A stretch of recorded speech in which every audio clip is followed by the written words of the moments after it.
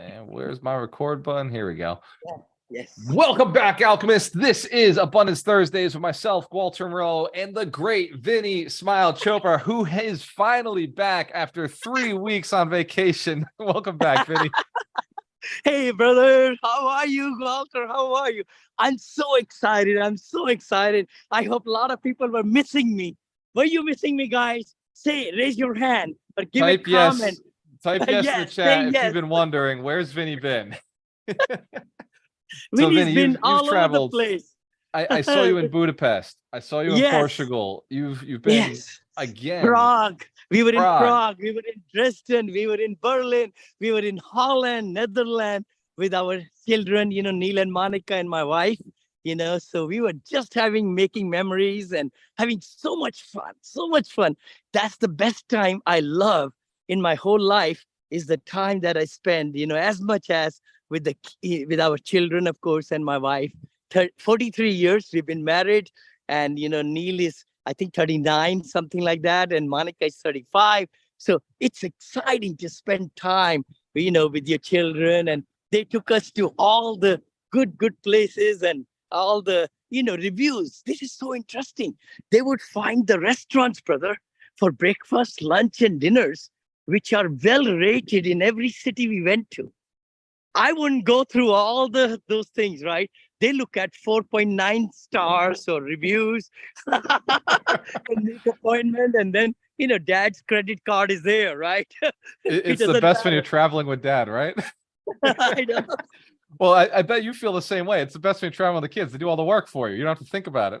Exactly, brother. And then, we were thinking to have at least thousands of dollars in Uber and all this or taxes.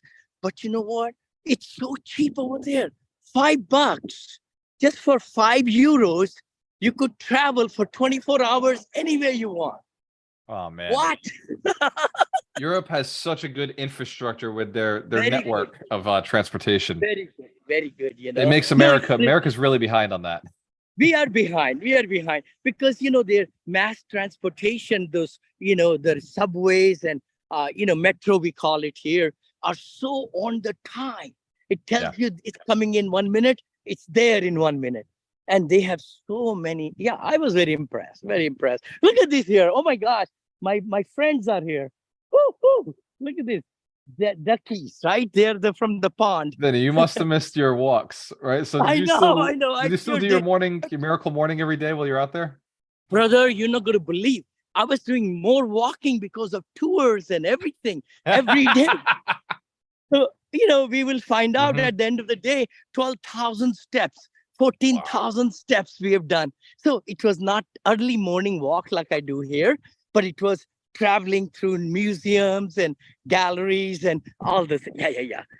Because everywhere we went, we saw the blooming of the, tulips over there in Netherlands, Amsterdam, all that. Yeah. It was fun, brother. It's cool. But so you and I were back to work. Now you're back to the grind, but right before we got to make some money now for the next vacation.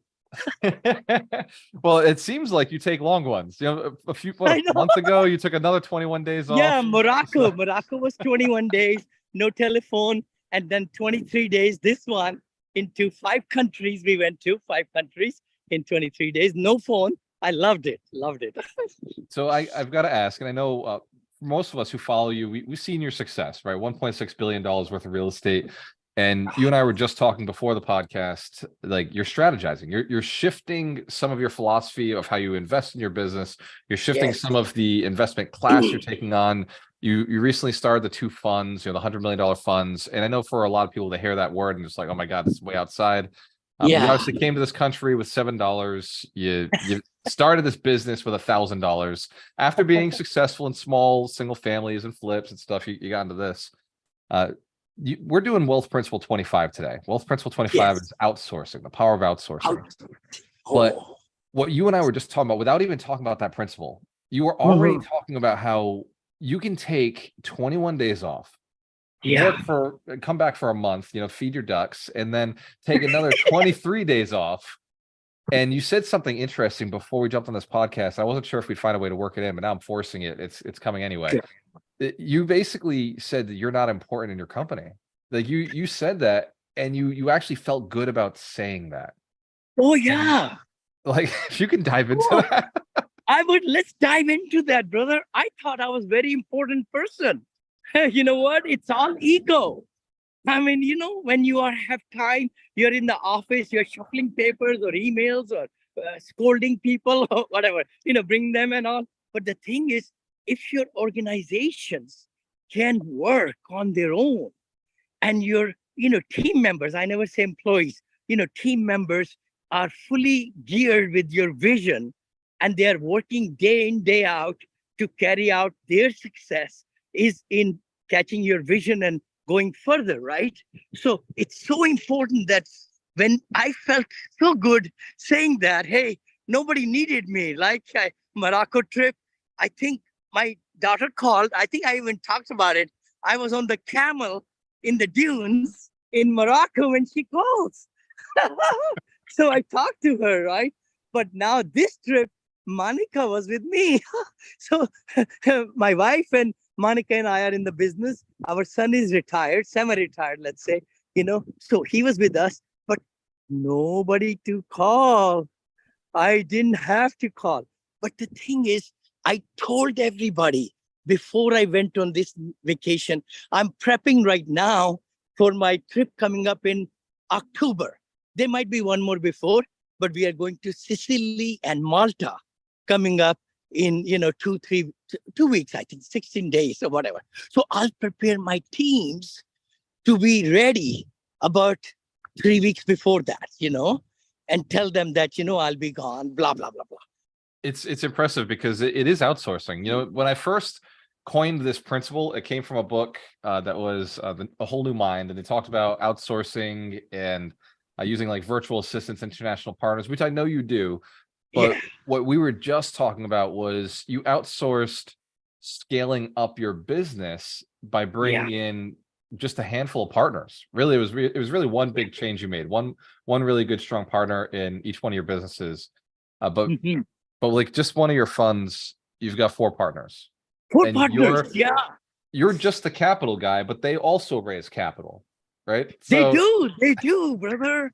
That's the beauty of it. See, in syndication world or anybody who wants to grow the businesses, revenue, revenue, revenue. You got to look at the marketing end of it. And is the marketing bringing the revenue, the engine of the train, right? I always say that. If there are no revenues in our business in syndication, revenue means investors' money. All oh, right. interesting. So we want to make I've sure. never thought of it that way. So Yeah, revenue means investors' money. Okay. yeah. Because if we raised $100 million, brother, which we will, we're going to buy $500 million worth of materials, raw materials called commercial property. Called assets, right? All buildings. It's interesting to think of it that way. Like you're bringing in capital, you're basically Yes, selling, you're selling on the concept, you're bringing in the capital, and then you're investing that capital. Later on, you get an even bigger return because the money yes. comes back to you and the investors. They get more, they get the majority. They're getting 70, 70%. they get the majority, brother. Cash Yep. flows, we are giving 100%. Wow. Somebody might be listening to me right now and say, Vinny, what the heck are you doing? But you know Wow. what? We make fees as syndicator. We Right. have asset under management fees in the fund, which is 3%. So if we raise $100 million, we'll make $3 million, asset management fees. Then we have other fees and all that. But investors' cash flow, when the properties are bought, 100% is going to go to satisfy their pref rate. We call. By the way, I can talk about it because it's a 506C fund. Let me say to everybody, it's a for accredited investors only, verifiable accredited investors. So if you're listening right now and you're hearing how Vinny's able to openly talk about his real estate investment deals, just be aware that most people cannot do this and they could No, get in trouble with the SEC. You could get in trouble with the SEC if you're using a 506B or any other type of investment. The only reason he could talk about his investment deal and the fact that he's able to raise capital is because he's doing a 506C, which allows him to commercially market his property, his opportunities. Totally. So Yeah. just do Advertising, not do what talking Vinney about, is doing normally in a podcast. yes. No, I Go ahead. appreciate that. But I think the big thing is syndication, as you and I have been talking about. My life has changed in the last 16 years because of one word, syndication. And a Yep. lot of people frown upon it. But if you learn the syndication correctly, how to legally raise money, how to conform to the standards of the SEC, then there is nothing to worry about.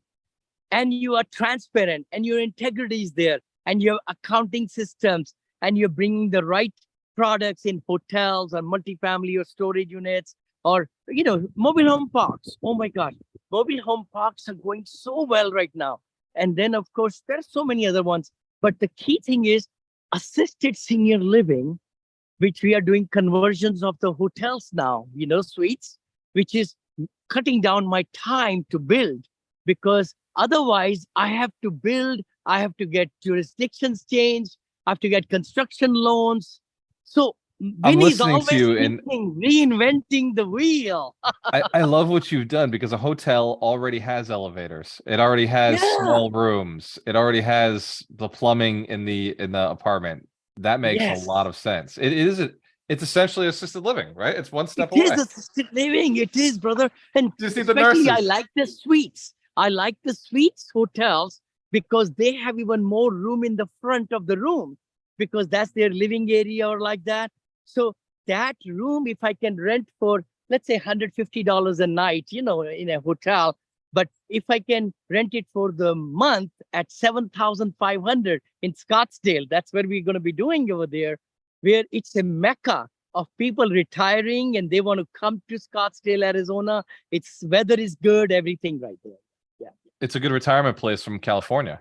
Like a Yes. lot of Californians end up moving to Arizona. I see what you're doing there. And I'm doing the math now. Mhm. 7,000 divided by 30 days. You're getting more than what you would get as a hotel. As a hotel, you get You bet. 150 a night, and there's no way you'd get every single unit filled every single night. Exactly. There's a Exactly. vacancy with hotels. You're getting $233 a night without that vacancy. You may have a tenant not there, but Yeah. it will be Mhm. far less than Yeah. Yeah. wow. See, the thing is, a lot of people don't know that. And let me say that Yeah. the senior assisted living, everybody and their teams can get on the bandwagon. Next 40 years, there'll be so much shortage, brother. So Silver much tsunami. shortage. Yep. So even in my academy, I'm talking to people about residential senior assisted living. Why not? Yeah. Because I'm in the commercial space, 90, 100, 150 space. But my students in the academy, I'm teaching them, hey, do 10, because that 10 units will make you more money in senior assisted living than the apartment 10 units. See? You're talking Oh about my God. $70,000 a month. In You Florida, got it. it's I think $6,000 a month, or Okay. Yep. five something, right? Uh-huh. But yeah, that's It absolutely just amazing. makes sense. It just It, makes sense. I know they are expensive, a little bit higher. You have to do some changes of the, house that you bought and so forth. The kitchen has to be good. All the residents, 10 or 15, each state has their own laws, by the way. Washington, it's 8. In Arizona, it's 10. In the residential assisted living, only 10 people can live. Even if you have 20 rooms in there, you can only have 10 in the residential side. So so that way, how are you fixing that with your hotels? oh, hotels will be amazing. Are you ready now? Yeah. I'm giving the recipe to a lot of people, and you should do it. I would love for everybody to get on the bandwagon or DM me or tell me, hey, Vinny, we got a Suites hotel and we can maybe get into partnership. The key thing is there are 3 levels to this hotel. It's a Suites hotel. We're going to run it as a hotel even while we are doing conversions. So we're going to go the bottom floor, fill in the swimming pool, and build a professional kitchen there. And then the rest of the area of that hotel will be the dining hall and 3 offices, doctor's office and another office and nurse office, whatever. And then there, where they do the breakfast place, We're going to make exercise area there and a yoga room and everything. Look at that. And now we're going to do that conversion, brother. But level 2 and 3 will be renting still as a hotel. Now we're going to start renting the units in the bottom floor and convert the second floor and run the third floor as a hotel. Then we go to the third floor and change it into assisted living, ADA requirements. We may have to change the door or something, or inside the bathroom, we have to change the showers, all those, Yeah. So you can actually do it by floor. Each floor can be, it's separate. You got the units that are being rented as a hotel, and then you've got the RALs separate. That's... No. This is only during conversion or only during conversion. Renovations. Okay. But then we'll close the whole building down for 1 week, get the inspectors come in, and now it's a whole assisted living because we are not renting because it's only everyday night, right? We can just stop renting it. Now it will convert in 9 months or so into assisted living. Wow. I see. And how did you get over the 10? Did you have to get an exception to have more than 10 in a building? Oh, no. This is commercial, brother. Okay, so commercial is totally different than residential. Yeah, I got it. So this will be 100 unit, building, and we got a permit to build 30 more units next to this comfort suites, which we are buying and whatever. And in this suites hotel, we can put another elevator on that side. We already got plans, and we'll build 30 more, suites over there. And with dual occupancy, there'll be 60 more seniors on that side. And then we're going to make a bigger dining hall and everything and all that. Yeah. So I've got to go back to the topic before we run out of time. And thank you for answering that, because that was a big question I had, because this is just where there's a lot of money being made right now.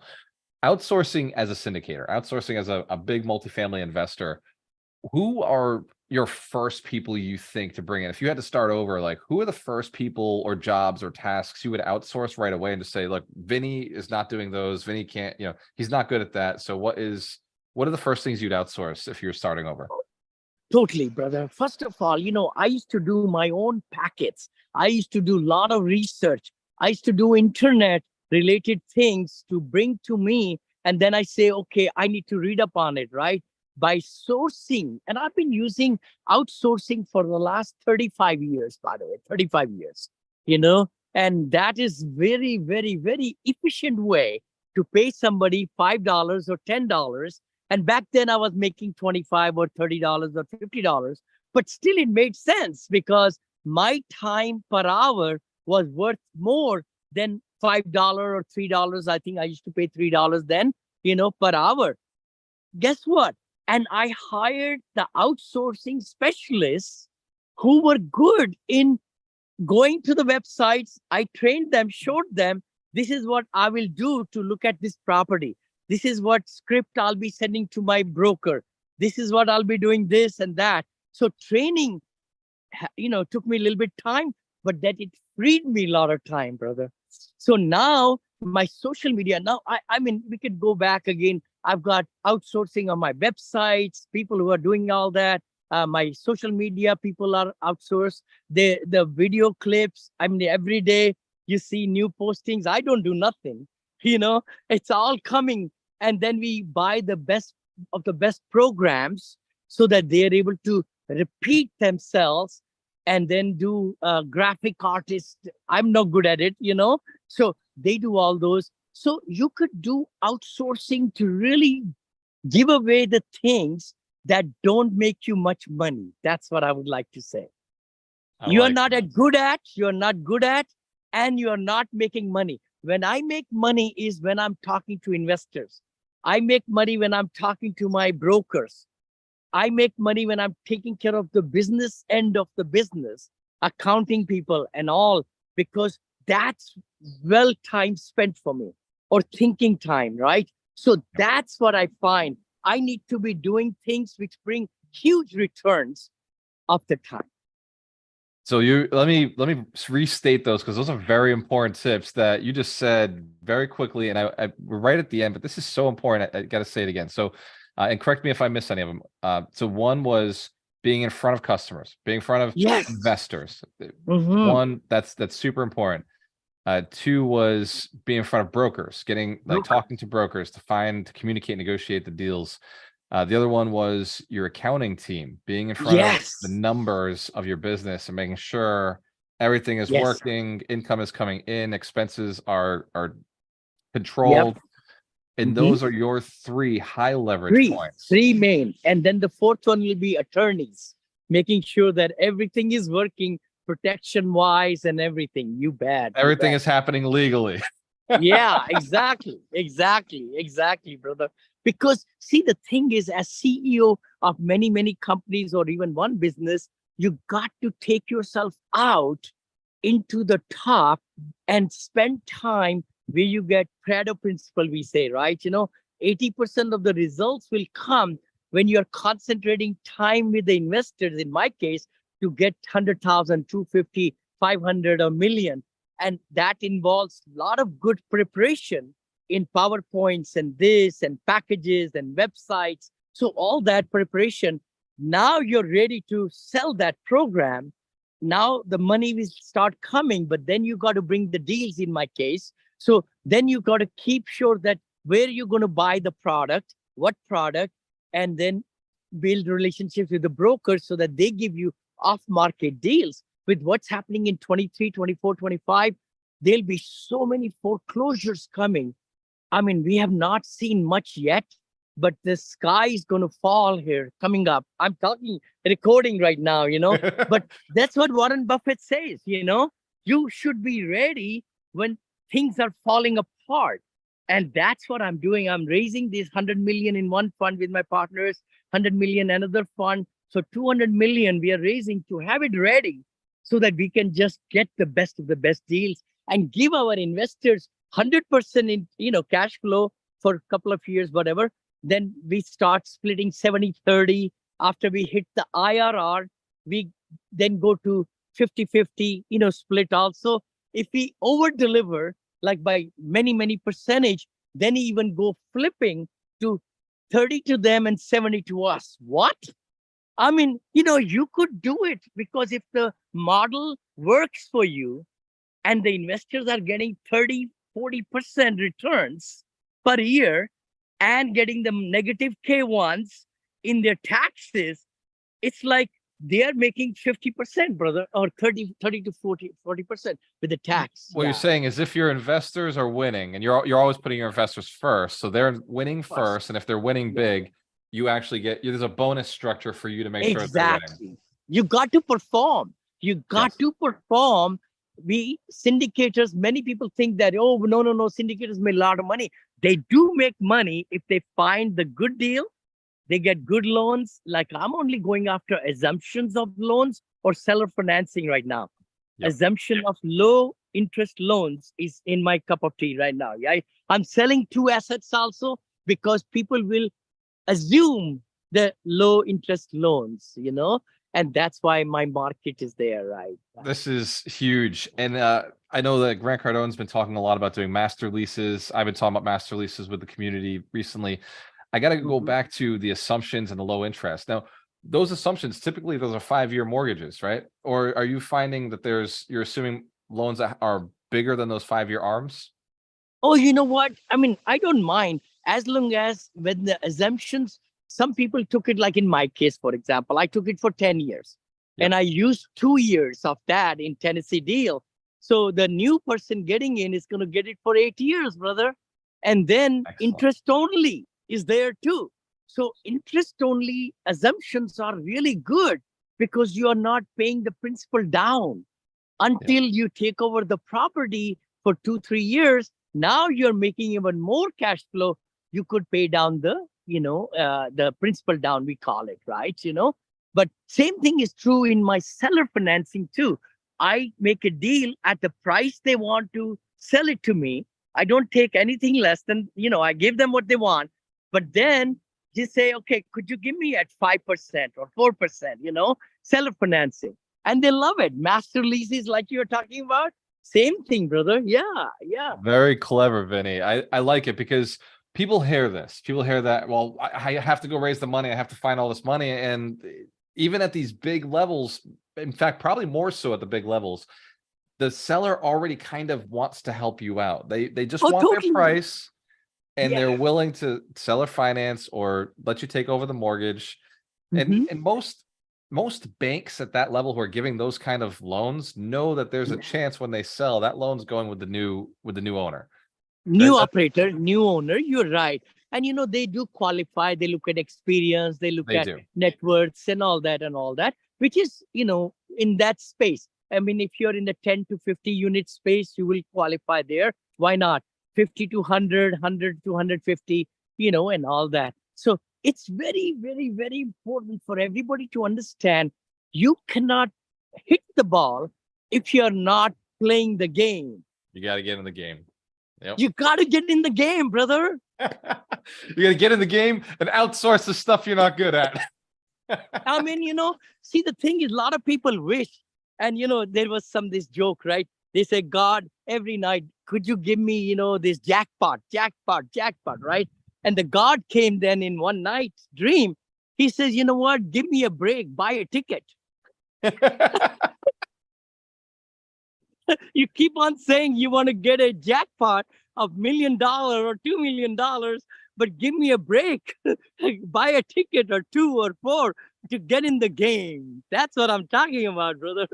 So we need to be playing the game with brokers and, really be very conscientious that even if it's a side hustle, it will not get you results unless you are focused even 2 hours a day whenever you find time. That's how I grew into this business. I had a W-2 job until 2015. A lot of people don't know that.